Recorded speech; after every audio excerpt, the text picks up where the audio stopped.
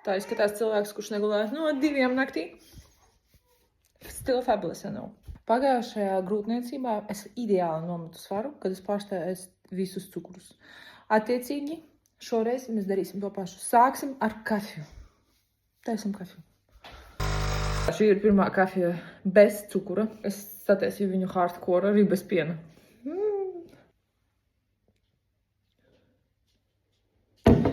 Bez cukura dzīvi sāksim rītdien.